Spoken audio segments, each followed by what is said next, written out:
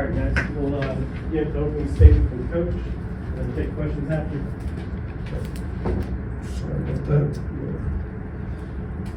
Guys weren't moving as fast this morning. Practice got started a little later, but we had a good practice.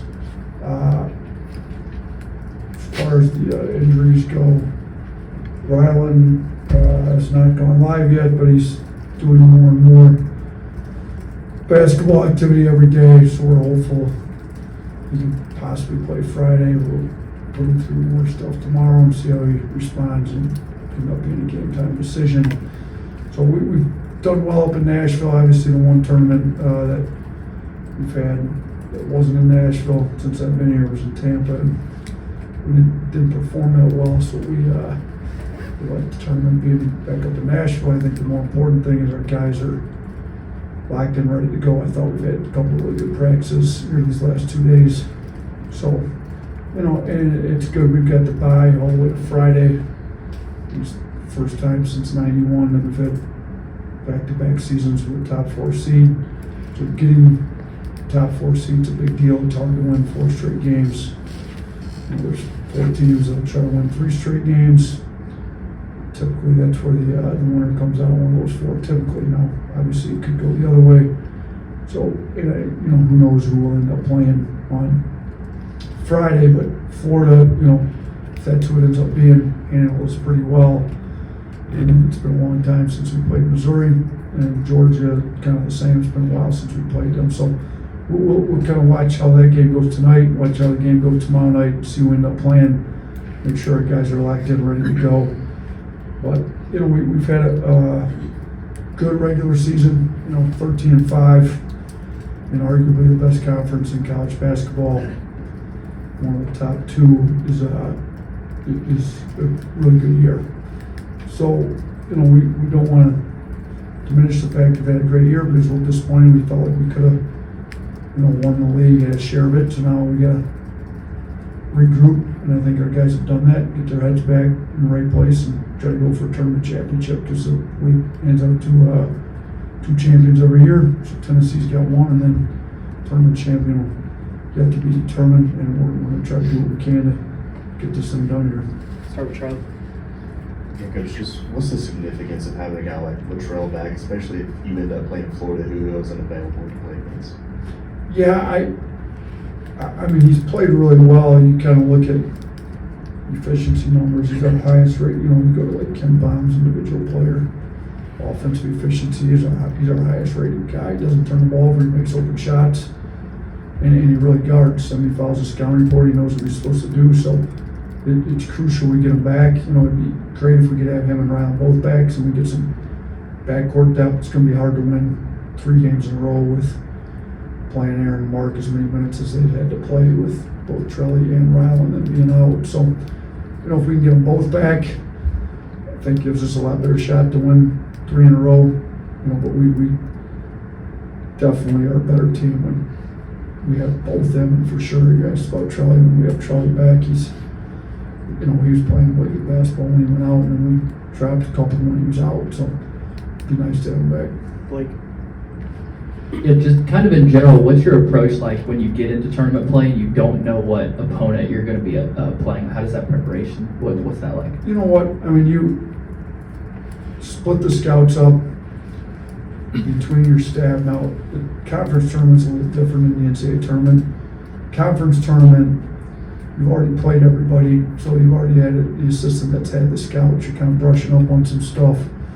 When we get to the NCAA tournament, you'll assign one guy on the team, you're playing in the first round for sure, and then you'll assign 2 other guys, and in that, you've got a day between games. So with the team, we don't really do anything for the next 2 before we play the 1. Now in this, today we went over some stuff for Kentucky. We try to pick things that apply to both, like we've got Florida, Georgia, Missouri, so what common things are, do all 3 of those teams have? What common things would Kentucky have with these? Let's go over that. And then, if there's some different stuff that they do, let's make sure we go over it one of these days. We kind of went over the Florida, Georgia, Missouri yesterday. Monday was just all ourselves. Tuesday was the first game. Wednesday, we went more the Kentucky route. And then tomorrow, we still won't know who we're playing, during the day, because we'll play the winner of the last game at night. So, the first time we'll know for sure we're playing when we have any kind of thing is a walkthrough Friday. And we play in the afternoon Friday. So, I'm sorry, we play in the evening Friday, but that walkthrough will be fine. And obviously the Saturday afternoon game. It's these conference tournaments when you've already played the team once, kind of reminding them of what the game plan was going the first time, and then any tweaks you make to it, and you just kind of review that. Nick Kelly. Latrell talked a little bit after the Arkansas game just about how he's kind of getting still back in shape and getting his legs under him kind of thing. I mean, how long of a process, just when a guy is out like that, do you think it takes for him to get back to full go and full condition kind of thing? Yeah, I mean, I don't think it takes long. If he was in really good shape before he went out. I think he's back pretty close right now, I would say. I mean, thought he's looked great in practice all week. So, I mean, if he's not 100%, he's pretty close. He's got to be about 90, 95. Kennington.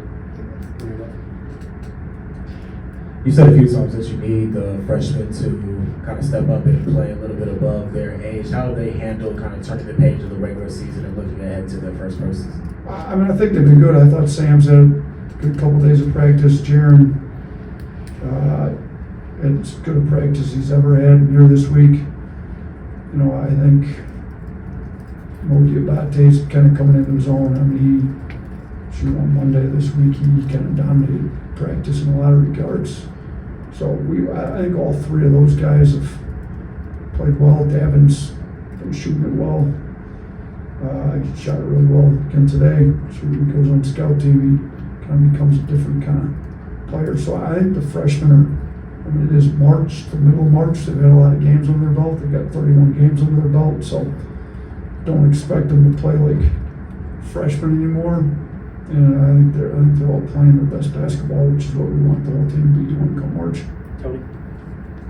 When you look at how the bracket can shake out, it could be a little bit of a redemption tour for you guys in terms of maybe Florida, then Kentucky, then Auburn or Tennessee. Is that something that the players have a chip on their shoulder? Are they eager to prove or to have that redemption? And then how do you kind of handle that mindset? Yeah, Pringle's the first one that brought it up. I think he called it get back tour or something, But yeah, I mean, I thought we got embarrassed at Florida. I mean, if, unless there's an upset, we'll see Florida. There could be an upset, but if there's no upsets, we'd play Florida, Kentucky, Tennessee. Obviously, the longer you go, the more chance there is for upsets.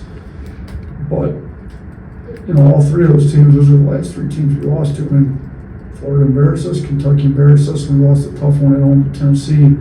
They kind of embarrassed us at their place. So. Now all three are road games. None of these games up in Nashville will be true road games. Although Kentucky's fans have come pretty strong up in Nashville in the past, but it's technically a neutral game for everybody, so we got to play a little better than we did the last time, a lot better than we did the last time against these teams. But I think there's a chip on their shoulder. Any competitor, after you get embarrassed, wants to come back and show that I'm not that bad. I mean, as bad as we looked at Florida, we're not that bad. As bad as giving up 117 to Kentucky, our defense isn't that bad. We need to come back and compete a lot harder on these next go-arounds with all these teams. Charlie. You've mentioned it a few times this year. You just mentioned it now with Pringle kind of speaking up. How good is that to see the maturity he's shown over the course of the season? No, he's gotten a lot better over the last month. I mean, he's been really good talking, kind of being a better leader for us, getting his teammates to kind of buy in. You guys kind of gotten to know him over his last 2 years. He's got a great personality. He's upbeat. He's definitely not afraid to talk.